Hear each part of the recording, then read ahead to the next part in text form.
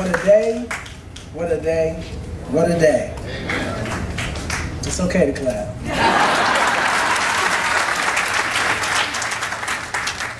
After years of careful planning and design by teams that included nurses, physicians, patients, architects, as well as construction specialists, we have finally arrived at the groundbreaking of Sinai-Grace Hospital. Amen.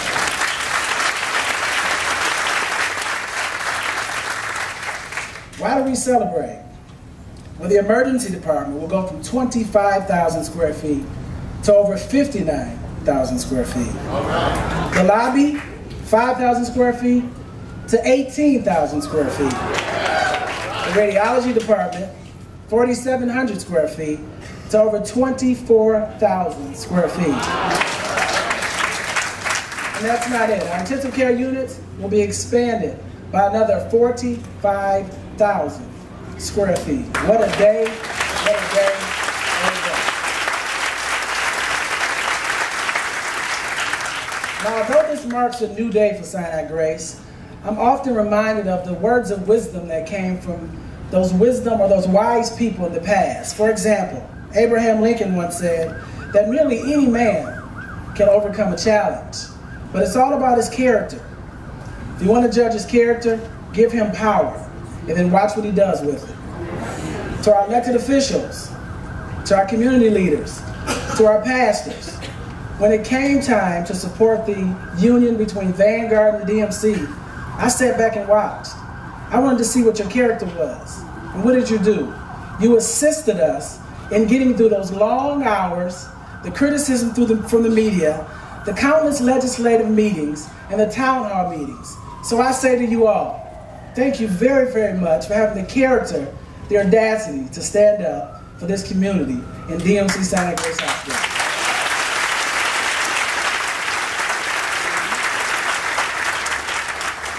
It's the wise words of Helen Keller who said, the only thing worse than being blind is having sight but no vision.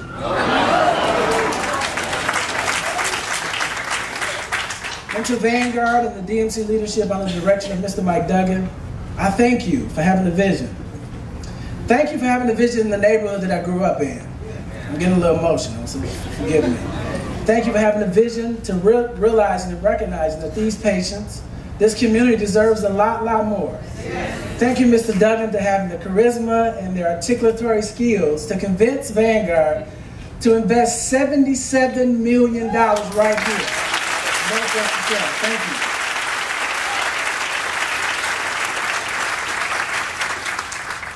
And jobs. I don't need to remind you about the job situation in the city of Detroit and the state of Michigan. But I'd be remiss if I don't inform you that over 200 full-time jobs will come as a result of this project. The jobs will be related to construction, and it'll be right here in Northwest Detroit. Lord knows we need it. Martin Luther King once said, all labor that uplifts humanity has dignity and importance and should be recognized with great honor. Let me take time out to recognize 2,200 employees who work right there at Sinai-Grace, and you heard the description of it, who come to work every single day and give their best to uplift the community. Thank you all very, very, very much.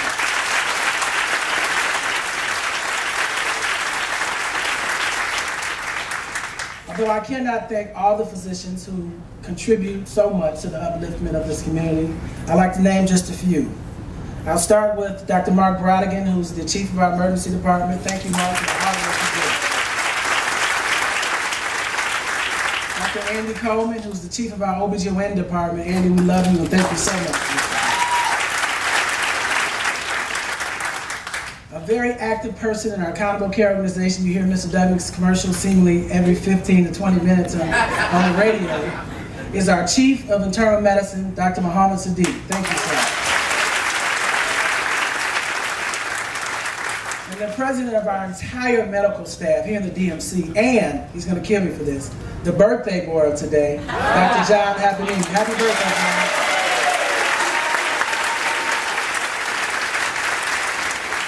Just a few more. I know the choir's been standing the entire time, so I'm going to rush through this very quickly. I first have got to thank and give credit where credit is due. And that is to God, who is responsible.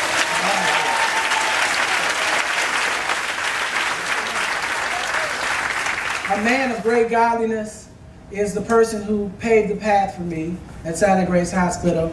And I joked about his small shoe size, but that's okay, man. Thank you for everything you've done thus far, and thank you for passing the torch to me. And I promise not to disappoint you.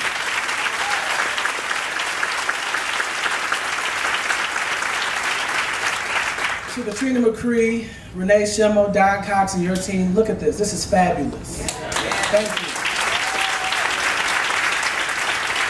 To our illustrious Board of Trustees and Rhea Howe, who's the chairperson of our board, thank you very much for the hard work you did.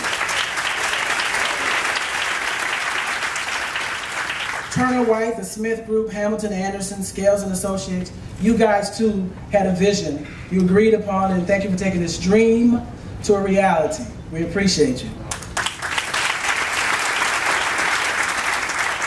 And finally, I'm reminded of some very, very simple words by Mahatma Gandhi that said, where there's love, there's life. I don't think you heard me. Where there is love, there is life. And so finally, I'd like to thank the most important group of the day, a group who have shown unwavering love for Sinai-Grace. And let me be real clear. You know I do a good job in saying what I need to say. Today is not about elected officials. It's not about the pastors in the room. It's not about the community leaders. Today is not about the people on the stage. It's not about Mr. Duggan, not about Vanguard. It certainly is not about Reggie Eadie. Today, the reason why we're here is because of this community. Amen. That's what today is all about. Please, let's not forget. Where there's love, there's life. So I say to the community, as president of Detroit, as president of Sinai-Grace Hospital, I say to this community, I love you. We all love you. Amen. We all love you. Get this, media, we love you. Amen. We love you very, very much. It's because of you that we will be bigger, we will be stronger, we will be better, and we will always be right here for you, community. Thank you, and God bless.